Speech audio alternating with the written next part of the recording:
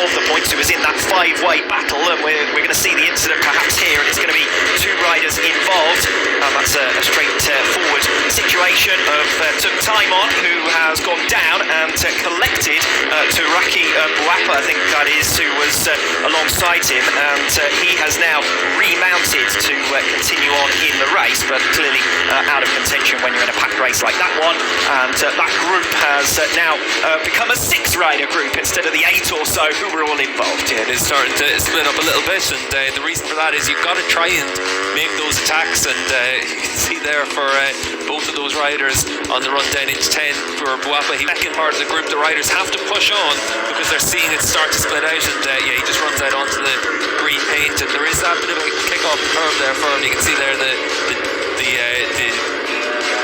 level of the curve certainly different to the level of the track and the asphalt surface around the curve.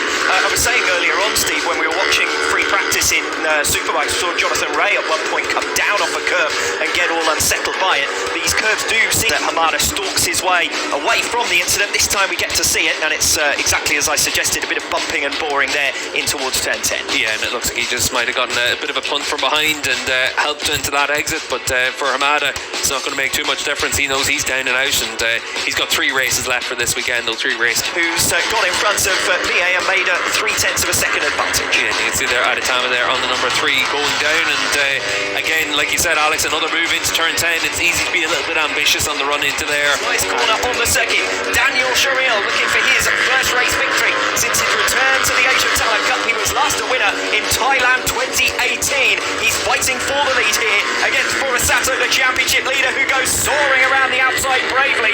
2 turns to go. 16 and now 17. They come through the left-hander, and it's Furusato who once again leads. It is Taiyo Furusato of Japan to make it 5 wins out of 5, and the inaugural race victory at the Mandalika International Circuit goes to Taiyo Furusato.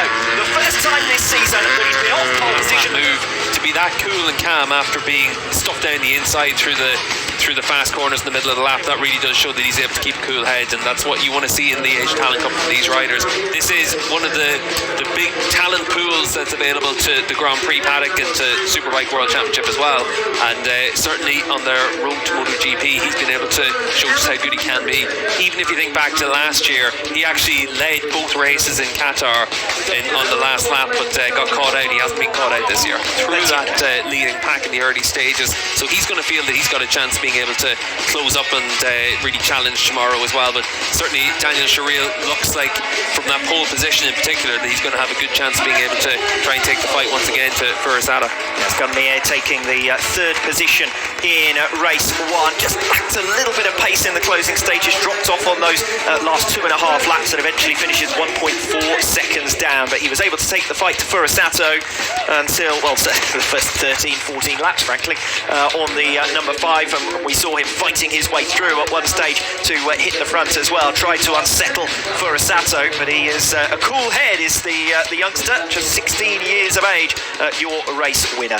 Second place going the way of Daniel Sharil, and your race winner, the number 15 of Taiyo Furusato. Second place, and the trophy being given to Daniel Sharil. It's 3rd second place in a row, so he's only lost 15 points over the last 3 races. The majority of the deficit comes from the opening 2 of the season, and Daniel Sharil, number 21, finished in 7th position.